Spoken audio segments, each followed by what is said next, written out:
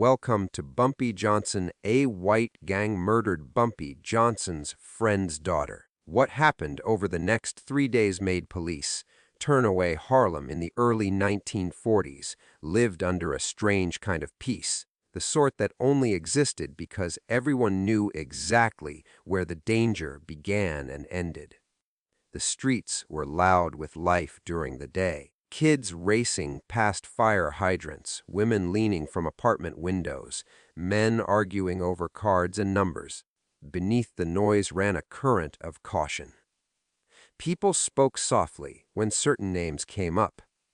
They crossed the street without knowing why. They closed their shops a little earlier than usual on some nights, guided by instincts sharpened through years of survival. The center of that invisible order stood Ellsworth.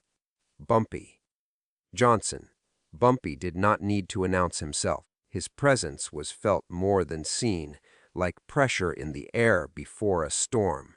He walked Harlem's avenues in tailored suits, his hat tilted just enough to cast a shadow over his eyes, greeting shop owners and neighbors with a nod that carried both respect and warning. To many in the black community, he was a protector, someone who understood that the law rarely worked for them and often against them. To others, he was a criminal no different from the white gangs downtown. But even his enemies admitted one thing: Harlem ran smoother when Bumpy Johnson was watching. The uneasy peace existed because of rules. Some were written, most were not. White gangs controlled certain rackets beyond Harlem's borders, and black operators stayed mostly within theirs. The police took their cut, politicians looked the other way, and everyone pretended this balance could last forever. Violence happened, but it followed patterns. It targeted men who had chosen their paths, not families who had nothing to do with the game. Children, especially, were considered sacred. Touching one was an invitation to consequences no one wanted to face. Among the people Bumpy trusted was a quiet man who had grown up with him, someone who had known Harlem before it became a battlefield of power and profit. He wasn't flashy, didn't crave attention, rarely spoke in meetings. He handled small things, deliveries, messages, favors, always reliable, always loyal. He had a daughter who often played outside their building, her laughter carrying down the block like music. Neighbors watched over her without being asked. In Harlem, she belonged to everyone. That was how the neighborhood worked. You could be poor, you could be angry, you could be desperate, but there were lines you did not cross. Those lines kept the peace more effectively than patrol cars ever had. Even the police, who cruised the streets with indifference or hostility depending on the day, understood that upsetting Harlem's balance could make their jobs harder. It was easier to collect envelopes and file reports than to provoke a war. Yet beyond Harlem, something was shifting. White gangs, emboldened by political connections and protected by skin color, were growing more reckless. They saw Harlem not as a community, as territory to be exploited. They believed Bumpy Johnson was just another problem that could be solved with enough force. They misunderstood the nature of the peace. They thought silence meant weakness. Rumors began to circulate, quiet at first, then louder. Outsiders asking questions they had no right to ask. Strange cars parked too long on familiar streets. Men watching from corners where they didn't belong. Harlem noticed, even if it didn't speak. Bumpy noticed too. He felt the pressure change, sensed that the rules were being tested by people who didn't respect them. Still, life went on. Stores opened. Children played. Music drifted from bars late into the night. No one knew that the fragile calm holding Harlem together was already cracking. No one knew that a single act, committed by men who believed themselves untouchable, would shatter every rule and turn 3 days into a lesson the city would never forget. She was the kind of child people remembered without trying, not because she demanded attention, but because her presence softened the block. In a neighborhood hardened by struggle, she carried an ease that felt rare, a small reminder that Harlem was more than hustles and whispered deals. Every morning, she skipped down the steps of her building with her schoolbooks pressed to her chest, pausing to greet the women sweeping sidewalks or the men sipping coffee outside the corner store. They called her by name, teased her gently, and watched her disappear down the street as if she were their own. Her father never let her wander far. Harlem itself became her playground. She knew which stoops were safe to sit on, which shopkeepers would slip her a piece of candy, which alleyways to avoid without needing an explanation. These lessons were passed down silently, learned through observation rather than fear. He wanted her to grow up aware, not afraid. Despite the dangers that lingered beyond the block, he believed the neighborhood's unspoken rules would protect her. After all, she was off limits. Everyone knew that. Bumpy Johnson noticed her too, though from a distance. When he visited her father, he'd nod in her direction with a faint smile, sometimes asking about school, sometimes handing her a coin and telling her to save it. He never lingered, never grew too familiar. Children and business were kept separate, but in his mind, she was marked as untouchable, guarded by the same code that governed his own actions. To harm her would be to insult not just her family, but Harlem itself.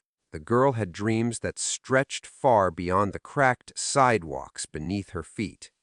She talked about becoming a teacher or maybe a singer, inspired by voices she heard drifting from radios late at night. She practiced writing her name over and over, filling notebooks with careful letters, determined to make them perfect.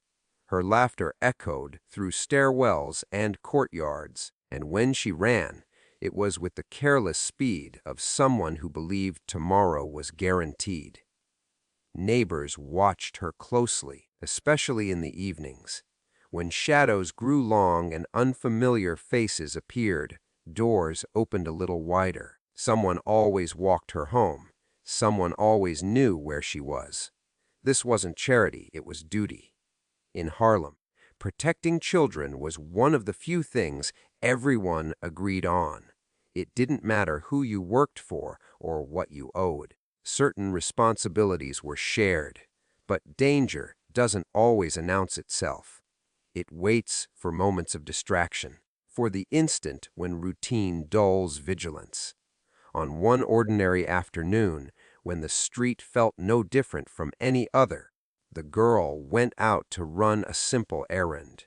Her father watched from the doorway until she turned the corner, trusting the same streets that had carried her safely 100 times before.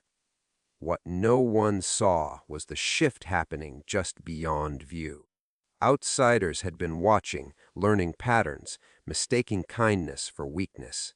They didn't see a child, they saw leverage. They didn't understand the code, or they understood it and chose to defy it, believing the rules of Harlem did not apply to them. To them, she was not protected, she was vulnerable. When the news came, it moved faster than sirens ever could. Whispers ran through hallways, stoops across rooftops, faces drained of color. Conversation stopped mid-sentence. Her name, once spoken with warmth, was now spoken with disbelief. People searched for details, hoping for a mistake, praying it was only a rumor that would fade by nightfall. Her father collapsed into grief that felt too large for his body. Neighbors held him up, their own hands shaking. Mothers pulled their children inside and locked doors earlier than usual. Harlem felt colder, smaller, as if the streets themselves were in mourning. A child had been taken, and with her the illusion that the rules were unbreakable. Somewhere in that growing silence, a truth settled over the neighborhood. This was not just a tragedy. It was a message, and whoever sent it had no idea what they had just started. The men who did it came from outside Harlem, and that mattered more than they realized. They were part of a white gang that had been pushing its reach farther uptown, testing boundaries the way predators test fences. To them, Harlem was chaotic, leaderless, ripe for intimidation. They had heard Bumpy Johnson's name, of course, but only as a rumor, an exaggerated story whispered by people who feared their own shadows. They believed real power still wore badges and spoke with accents like theirs. That belief would cost them everything. The gang had been drinking confidence as much as whiskey. Their leaders were protected by connections downtown, men who played golf with judges and shared meals with politicians. When trouble followed them, it usually dissolved before it reached a courtroom. This sense of immunity shaped the way they moved through the city. They were careless, loud in their cruelty, convinced that fear alone could bend neighborhoods to their will. Harlem, they believed, would be no different. What happened to the girl was not random. It was born from arrogance and calculation twisted together. They wanted to send a signal to the men who operated quietly under Bumpy's shadow, a warning that no one was truly safe if they refused to cooperate. They chose someone close, someone visible, assuming that terror would spread faster than retaliation. In their world, fear was currency. They never imagined it could become a weapon turned against them. The act itself was brutal in its meaning, even without spectacle. There was no honor, no reason, only the deliberate crossing of a line everyone else respected. When it was done, the men fled back to familiar streets, convinced they had proved a point. They talked about it in half laughs, replaying the moment as if it were just another story to brag about. They didn't understand that they had committed the one crime that erased all negotiation.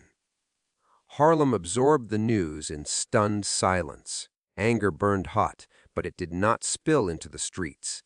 That restraint confused outsiders who expected riots or chaos. Instead, something colder took hold. People watched. They listened. They remembered faces and license plates, scraps of information that would matter later. The code had been broken, and the response would not be loud, it would be absolute. The white gang underestimated two things: memory and unity. Harlem did not forget its dead, especially not its children, and while the neighborhood argued about many things, it stood together when innocence was violated. Shopkeepers who never spoke to each other exchanged glances of understanding. Hustlers who competed for corners shared what they knew. Even men who despised Bumpy Johnson recognized that this offense demanded a reckoning beyond personal grudges. The police response followed a familiar pattern. A report was taken. Questions were asked without urgency. The victim's name was written down and quietly deprioritized. Officers spoke in careful tones, already shaping the case into something that would go nowhere. To them, it was another tragedy in a neighborhood they never truly cared to understand. The white gang's confidence grew when they saw how easily the system returned to routine.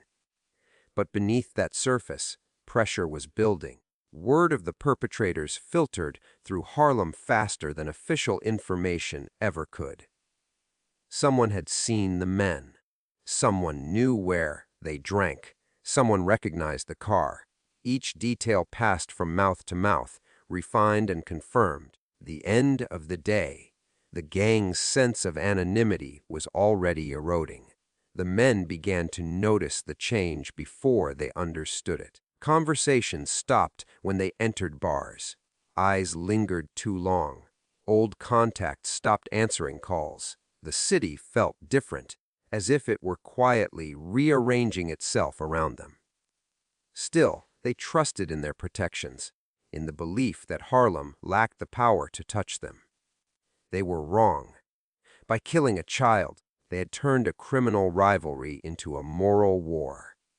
They had mistaken silence for surrender and restraint for fear. What they had actually done was awaken something older and more dangerous than anger, a collective resolve sharpened by loss. Somewhere in the city, plans were already forming. Names were being written down.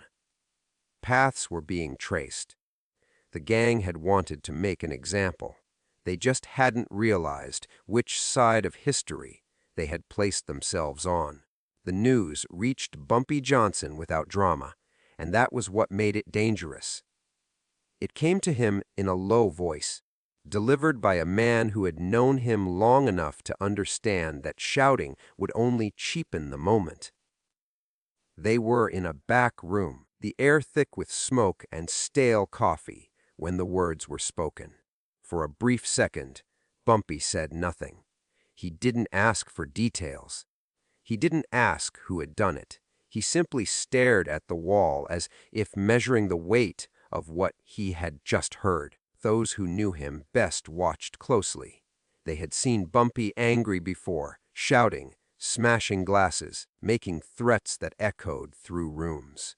This was different. His face hardened, but his eyes went quiet. Silence carried more fear than any outburst ever could. It meant the line between emotion and action had already been crossed in his mind. He stood up slowly, straightening his jacket with deliberate care. The room waited for orders that did not come. Instead, Bumpy walked out into the Harlem night, alone. He didn't go to the girls' home. He didn't go looking for the men responsible. He walked, letting the city speak to him the way it always had. Every step echoed with memory, streets he had bled on, corners he had defended, faces he had buried. This was not just a crime against a family. It was a challenge to the order he had built with years of patience and blood. By the time he returned, his decision was made.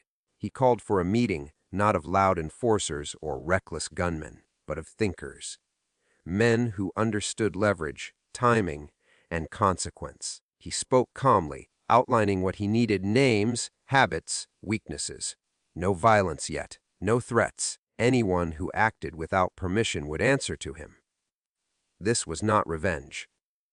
This was correction. Bumpy understood something the white gang never would. Power didn't come from force alone, it came from knowing when to use it. The murder had already shifted the balance. The city was watching, even if it pretended not to be. If he moved too fast, police would be forced to react. If he moved too slow, the message would fade. The response had to be precise, almost invisible. As the night wore on, information began to arrive. Addresses, names spoken in hushed tones, connections that linked the gang to businesses, politicians, and officers who preferred to remain unseen. Bumpy listened, committing everything to memory. He didn't write anything down. Paper could be seized. Minds could not. Each detail fit into a pattern only he could see. When he finally went home, sleep did not come easily. Images of the girl surfaced uninvited, her shy smile, the way she used to stand behind her father when strangers were around. Bumpy had always told himself that children were beyond the game. They were the reason limits existed. Now those limits had been violated, and he felt the weight of responsibility settle onto his shoulders. Harlem would look to him, whether he wanted it or not. The next morning, he visited the father. No entourage, no speeches, just a quiet presence in a room heavy with grief. He didn't promise justice. He didn't speak of revenge. He simply told the man that his daughter would not be forgotten, and that what had been taken would be answered for. In Harlem, that was the strongest vow anyone could make. As he left, word began to spread, not through threats or public displays, but through absence. Phones stopped ringing, deliveries were delayed, meetings were canceled without explanation.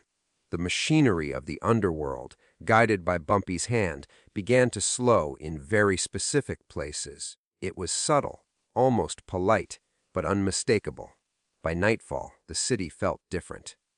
The white gang sensed it, but couldn't name it. The police felt it and chose to ignore it.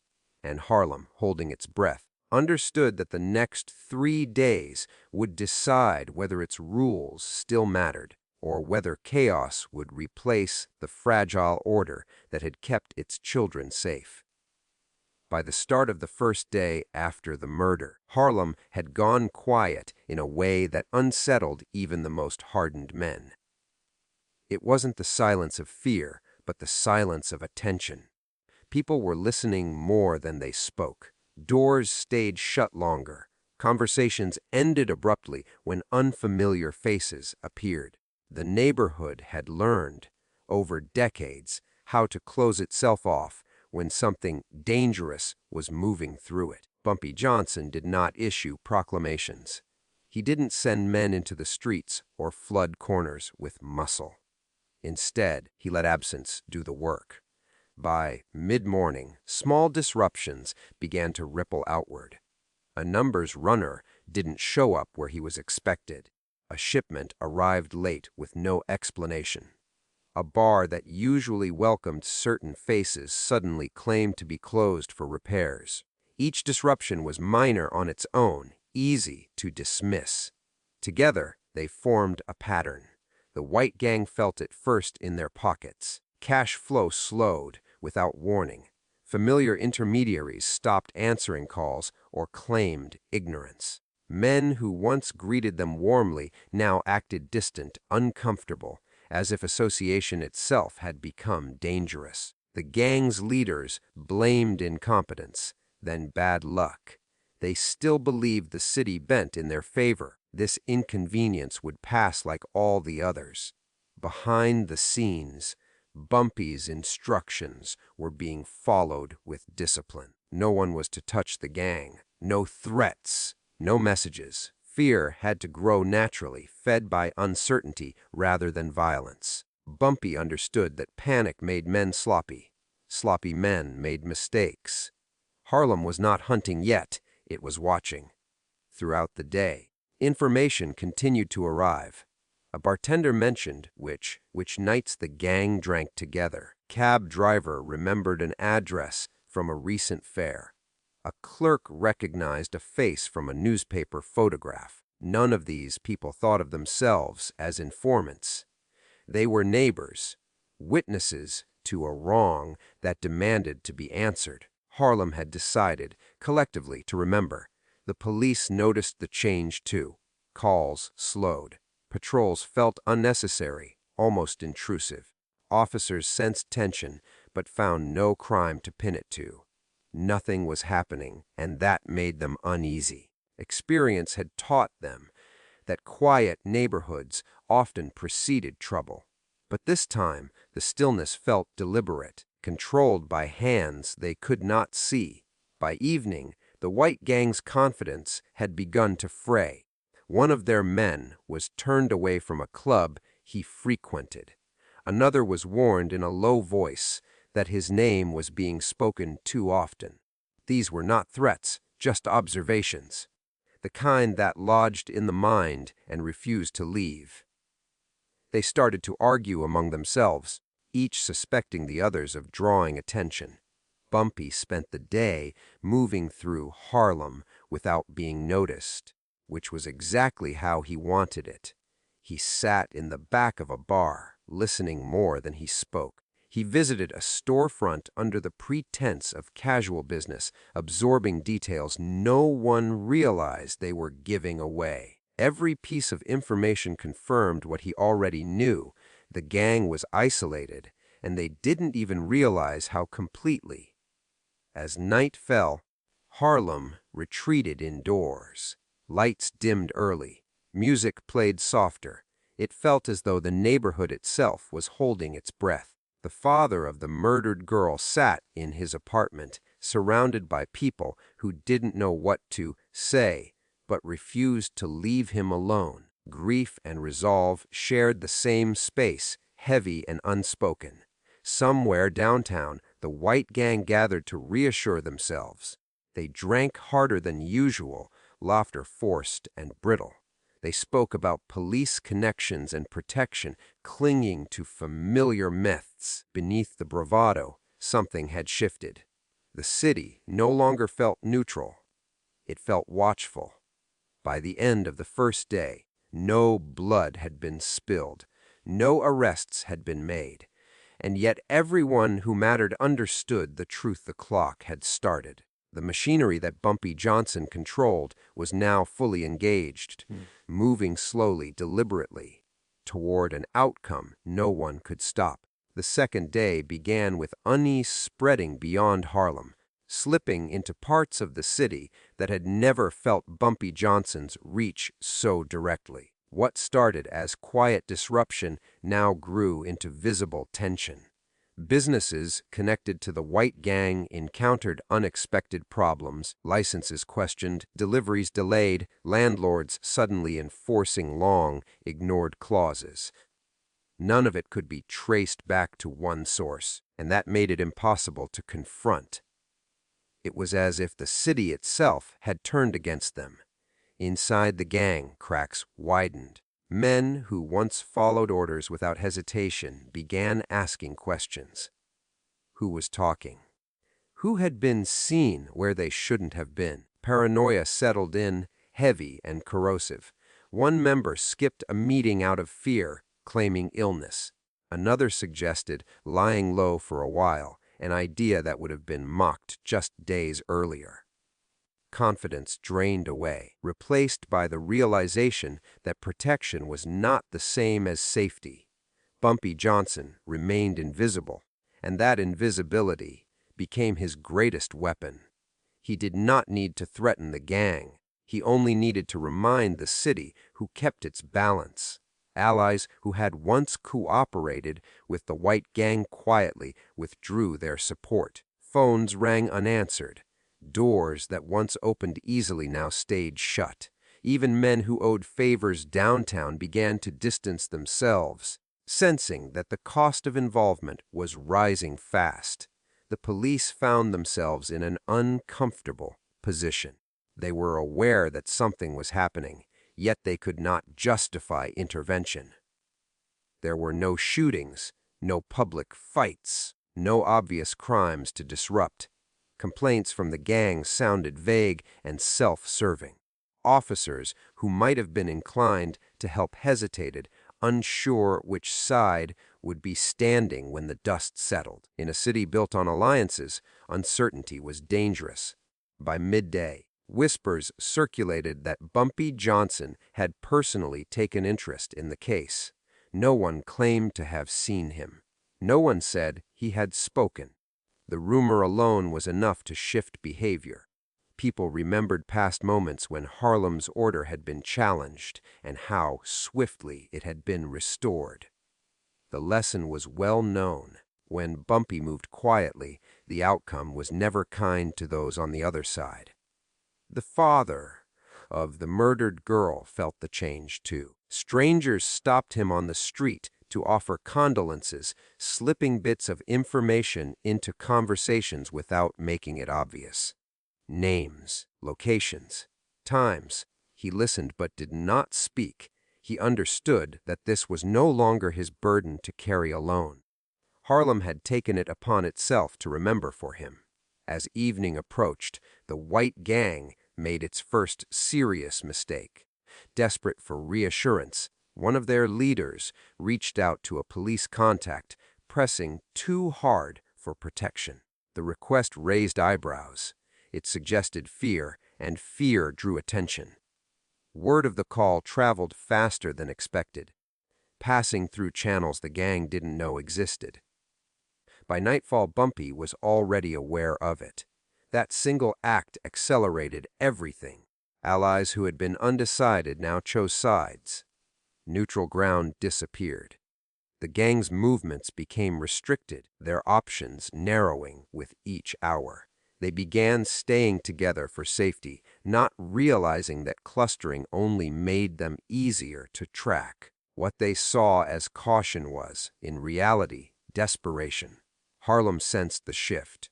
The silence deepened, but it carried anticipation now. People knew the second day was always the turning point, the moment when pressure became unbearable, when mistakes were made. Mothers kept their children inside, not out of fear, but out of respect for what was coming.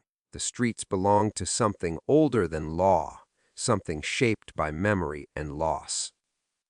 By the end of the second day, the white gang understood one undeniable truth: they were alone. The city that once felt open and forgiving had closed around them, patient and relentless. And somewhere in that tightening circle, Bumpy Johnson was waiting, not in anger, with the calm certainty of a man who knew the third day would bring resolution, whether anyone was ready for it or not. The third day arrived without ceremony, marked not by sirens or shouting, but by a heavy stillness that settled over the city. Even the air felt restrained, as if New York itself understood that something decisive was about to happen.